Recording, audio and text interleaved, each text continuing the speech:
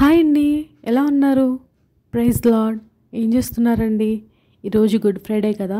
ఎంతమంది చర్చ్కి వెళ్ళారు? చర్చ్కి వెళ్ళిన వాళ్ళైతే కామెంట్ చేయండి. ఏం తెలుసుకున్నారో కూడా కామెంట్ చేయండి. ఈరోజు మీకు ఒక మంచి రెసిపీతో వచ్చేసానండి. చాలా టేస్టీగా ఉంటుంది. ఇష్టం లేని వాళ్ళు కూడా మంచిగా చేసుకొని తినొచ్చు. అదేనండి, ఏమీ లేదు, బెండకాయ ఫ్రై. నా స్టైల్లో ఇష్టంగా టేస్టీగా తినాలి, ఎలా తినాలనుకుంటున్నారో అనుకుంటే ఖచ్చితంగా ఈ వీడియో చూడండి. ఫస్ట్ నేను మార్నింగే లేచిన తర్వాత నా కిచెన్ ఎలా ఉందో మీకు చూపిస్తాను అనమాట ఒకసారి. దాని తర్వాత ఇక్కడైతే నేను పప్పు ఆనపకాయ వండుదాం అనుకుంటున్నాను. దాంతోపాటు బెండకాయ ఫ్రై చేస్తున్నానండి. ఫస్ట్ అయితే నేను ఇక్కడ పప్పు అయితే నానబెట్టుకుంటున్నానండి. నాకు ఇది చాలు, మేము ఇద్దరమే కదా, మాకు ఇది ఎక్కువ అయిపోతుంది, దాంతోపాటు ఫ్రై కూడా ఉంటుంది కాబట్టి నేను తక్కువే తీసుకున్నాను. ఫస్ట్ ఒక 2-3 సార్లు అయితే కడిగేసుకొని తర్వాత వాటర్ వేసుకుని నానబెట్టుకుంటున్నానండి. ఇది నానుతూ ఉంటుంది. ఈ లోపల నేనైతే రైస్ కూడా నానబెట్టేసుకుంటానండి. 2 నానుతూ ఉంటాయి. ఒక 2 hours వరకు నేను ఇంకా నా పని అయితే చేసుకోవచ్చు కదా, అందుకని చెప్పేసి ఫస్ట్ అయితే ఈ 2 కలిపి నానబెట్టేసుకున్నానండి. అది కూడా చూపిస్తున్నాను. ఇక్కడ రైస్ కూడా నానబెట్టేసాను, పప్పు కూడా నానబెట్టేసాను. ఇంకా నేను ఏం చేశానంటే ఈ టైం ఖాళీగా ఉండడం ఎందుకని చెప్పేసి అక్కడ గిన్నెలు అవి ఉన్నాయి, నిన్న కడిగిన గిన్నెలన్నీ కూడా ఎక్కడెక్కడ సర్దుతున్నానండి.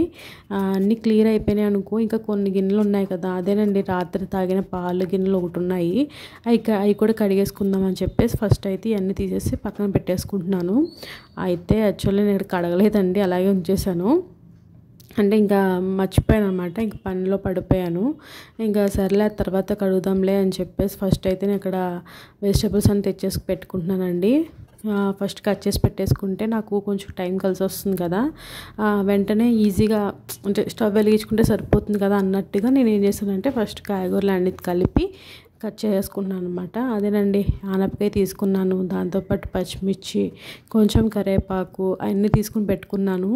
దాంతోపాటు బెండకాయ చేస్తానని చెప్పాను కదా, బెండకాయలు కూడా తెచ్చుకున్నాను. అయితే అవి బెండకాయలు కాదండి, వంకాయలు తెచ్చేసాను. మళ్ళీ తీసుకెళ్ళి అది పెట్టేసి మళ్ళీ బెండకాయలు తెచ్చుకున్నాను అనమాట. అందుకే సెకండ్ టైం వెళ్ళాను నేను. ఇంకా అవి కూడా తెచ్చేసుకొని అవి కూడా పక్కన పెట్టేసుకున్నాను. ఈ లోపల కూలింగ్ తగ్గుతూ ఉంటుంది. నేనైతే ఇక్కడ ఆనపకాయ అనేది ఒకసారి చెక్కేసుకుంటున్నానండి. చెక్కేసుకుని కడిగేసుకుని చిన్నగా కట్ చేసుకుంటాను అనమాట. ఎందుకంటే ఆనపకాయ అనేది చాలా పెద్దగా ఉంటే అంత ఇష్టంగా తినటానికి ఇష్టపడరండి మా హస్బెండ్, అందుకని చెప్పేసి కొంచెం చిన్నగా కట్ చేస్తాను. ఇది కట్ చేస్తూ ఉంటానండి. మీతో ఒక విషయం అయితే మాట్లాడతాను. అదేనండి, ఏం లేదు, నేను ఎప్పుడు చెప్తానే ఉంటాను కదా మీకు, ఏదో ఒక విషయం వాక్యంలో ఏదో ఒక మాట మీతో ఎక్స్ప్లెయిన్ చేయడం నాకు ఇష్టం కదా, అదే చెప్పాలనుకుంటున్నాను. వినండి. ఒక 2 minutes ఉంటుంది, అంతకు మించి ఉండదు. వింటానికి మాత్రం ట్రై చేయండి ఖచ్చితంగా. అదేనండి, ప్రభు చనిపోయిన తర్వాత 3వ దినాన లేస్తానని చెప్పాడు కదా. అయితే దేవుడు అలా లేచిన తర్వాత ఇద్దరు మనుషులు యెరూషలేము వైపు వెళ్తూ ఉన్నారంటండి. ఆ టైంలో యేసు ప్రభువు కూడా అదే దారిని వెళ్తున్నప్పుడు వాళ్ళిద్దరితో వాళ్ళు ఏం చేస్తున్నారంటే సంభాషించుకుంటున్నారంట. ఏంటి, దేవుడు ఎన్ని కార్యాలు చేశాడు కదా, దేవుడు ఎంత గొప్ప కార్యాలు చేశాడు, ఇలా జరిగింది అని చెప్పేసి కొంచెం మంచిగా వాళ్ళు సంభాషించుకుంటున్నారు. అప్పుడే దేవుడు కూడా వారి దగ్గరికి వెళ్ళి వారికి బోధిస్తున్నాడు. నేను లెగుస్తాను అని చెప్పాను కదా, 3వ దినాన పునరుత్థానుడై నేను లెగుస్తాను నేను అని చెప్పేసి వాక్యంలో ఉంది. మోషే కూడా రాసి పెట్టాడు. ఇవన్నీ యేసు ప్రభు కూడా చెప్తున్నాడు. అయినా కానీ వారు నమ్మలేదు. ఆ టైంలో వాళ్ళు ఏం చేశారంటే అదే టైంలో దేవుడు వారికి ఎన్ని చెప్పినా కూడా అర్థం కాకపోవడం వల్ల వాళ్ళు దగ్గరకు వచ్చారనమాట. వాళ్ళు యెరూషలేము వాళ్ళ ఇంటి దగ్గర వరకు వచ్చేసినప్పుడు అక్కడ దేవుడు వాళ్ళతో మాట్లాడుతున్నాడు కదా, వారు కూడా మంచిగా ఇతన్ని కూడా వారి ఇంట్లోకి ఆహ్వానించిన తర్వాత అక్కడ సాయంత్రం అయిన తర్వాత రొట్టె విరుస్తూ వచ్చారనమాట. అప్పుడు దేవుడు ఏం చేశాడంటే ఆ రొట్టెను తీసుకొని దాన్ని విరిచి స్తోత్రాలు చెప్పి దాన్ని విరిచినప్పుడు వారికి ఇచ్చినప్పుడు వారి యొక్క కన్నులు తెరవబడిందంట. అంటే అప్పటి వరకు వారు దేవుడితో మాట్లాడుతున్నారు, దేవుణ్ణి తెలుసుకున్నారు, దేవుడే మనతో మాట్లాడుతున్నారని వారి కన్నులు తెరవబడలేదు. అంతలాగా వాళ్ళు అంత గ్రుడ్డిగా వాళ్ళు ఉంటూ వచ్చారనమాట. దేవుడు అప్పటికి చెప్పాడు, నేను లెగుస్తాను, మూడో దినాన్ని నేను లెగుస్తాను అని చెప్పేసి. కానీ వారు నమ్మలేకపోయారు. దేవుడు ఎంత గొప్పవాడని చెప్పేసి అనుకుంటున్నారు, దేవుడు బలవంతుడని చెప్పుకుంటున్నారు, అద్భుత కార్యాలు చేస్తాడని చెప్పుకుంటున్నారు. ఆయనకున్న సామర్థ్యము ఎవరికి లేదు, ఆయన జ్ఞానము నాకు మించినవాడని చెప్పుకుంటున్నారు, అన్నీ చెప్పుకుంటున్నారు. కానీ ఆయన పక్కనే ఉన్నారని చెప్పి గ్రహించలేకపోయారు. మనం కూడా చాలా విషయాల్లో దేవుని గ్రహించలేమండి.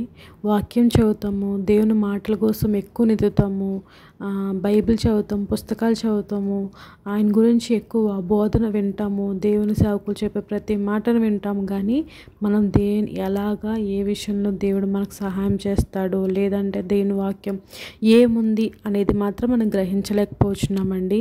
అలా ఉండకుండా దేవుని చెప్పే ప్రతి మాటను మనం గ్రహించి ఆయన యొక్క బోధ ఆత్మానుసారంగా నడవండి, నాకు కట్టడలను విధులను గైకొనండి అని చెప్పేసి దేవుడు చెప్తూ వచ్చాడు. కానీ మనం గైకొంటున్నామా? మన యొక్క జీవితం ఎట్లా ఉంది? ఆయన చెప్తున్న ప్రతి మాటను వింటున్నట్టు నటిస్తున్నామా? లేదంటే నేను బాగానే ఉన్నాను, బైబిల్ చదివేస్తున్నాను, వాక్యం చదువుతున్నాను, ప్రార్థన చేసుకుంటున్నాను, లేదంటే ఇంకొంతమంది నేను అలాగా చెప్తున్నాను, పైకి మాత్రం మంచిగా ఉంటున్నాను అంటున్నావేమో. ఒకవేళ నీ మనసులో అలాంటి ఆలోచన ఉన్నదేమో.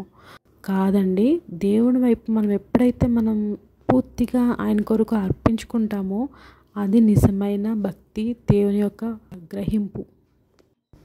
ఇంకా అది అయిపోయిన తర్వాత నేనైతే ఇక్కడైతే బెండకాయలు అయితే కట్ చేసుకుంటున్నానండి. ఫస్ట్ అయితే కడిగేసుకొని కొంచెం సేపు ఆరబెట్టాను. ఎందుకంటే మనం ఫ్రై చేస్తున్నాం కదా, జిగురు అనేది వస్తుంది. అందుకని చెప్పేసి కొంచెం వాటర్ అనేది ఎక్కువ ఉండకూడదండి. వాటర్ ఉన్నదంటే జిగురు వచ్చేస్తుంది. కాబట్టి కొంచెం మనం వాటర్ లేకుండా చూసుకోవాలండి. అందుకని చెప్పేసి నేను ఫస్టే కడిగేసి ఆరబెట్టుకున్నాను. కొంచెం డ్రై అయింది చాలండి, మరీ అంత అవసరం లేదు. ఎందుకంటే మనం వేపుకుంటాం కాబట్టి అంతేం అనిపించదు. కానీ ఎక్కువ వాటర్ ఉండకుండా చూసుకోవాలండి. నేనైతే ఇలా చిన్నగా సన్నగా కట్ చేసుకుంటున్నాను. ఇవి మళ్ళీ నాకు ఎక్కడ అంటుకుంటాయేమో అని చెప్పేసి అవన్నీ మంచిగా విడదీసుకుంటున్నాను. చూసారు కదా, అలా విడదీసుకుంటున్నాను. ఇలా మొత్తం అన్నీ కట్ చేసేసుకున్నానండి. కట్టింగ్ అంతా అయిపోయిన తర్వాత ఒక 5 minutes అయితే నేను ఆరబెట్టాను కొంచెం. ఎందుకంటే జిగురు అనేది పోతుంది అన్నట్టుగా నేనైతే ఆరబెట్టానండి. ఇక్కడ చూస్తున్నారా, ఇవి మాత్రమే వేసాను. దీంతోపాటు జీడిపప్పు కూడా వేసాను. అది ఆప్షనలే అండి, అందుకని చెప్పేసి నేను చూపించట్లేదు. కొంచెం ఆవాలు, జీలకర్ర, దాంతోపాటు పల్లీలు, కరివేపాకు, ఎండుమిర్చి, వెల్లుల్లిపాయ ఇవి మాత్రమే తీసుకున్నాను. దీంతోపాటు కొంచెం ఉప్పు వేస్తాను, ఆయిల్, అంతకుమించి ఇంకేం అవసరం లేదు. ఇలాగే సింపుల్గా చేసుకుంటే మనకు చాలండి. ఏదో అన్నీ వేస్తే టేస్ట్ వచ్చేద్దని చాలామంది అనుకుంటారు. కానీ ఏం వేయకుండా మనం చేసేది శ్రద్ధగా ఇష్టంతో చేస్తే ఏదైనా కానీ చాలా ఈజీగా అయిపోతుంది. మనకి టేస్ట్ మాత్రం చాలా బాగుంటుంది అనమాట. నేనైతే ఇలాగే చేసుకుంటాను. ఎక్కువ వేసేసి చేసుకోవడం కంటే నాకు సింపుల్గా చేసుకోవడం ఇష్టము. ఎక్కువ వేసినా అంత ఇష్టంగా అనిపించదు నాకు. ఎందుకు అంత టేస్టీగా అనిపించదేమో నా డౌట్, నా ఒపీనియన్ మాత్రమే. ఇంకా అది అయిపోయిన తర్వాత ఇక్కడ నేను అన్నీ కూడా పెట్టేసాను అనమాట. ఇక్కడ పక్కనే ఇక్కడ బెండకాయ ఫ్రై చేస్తున్నానా, ఆ పక్కన రైస్ పెట్టాను, ఆ పక్కనేమో కుక్కర్ కూడా పెట్టేశానండి.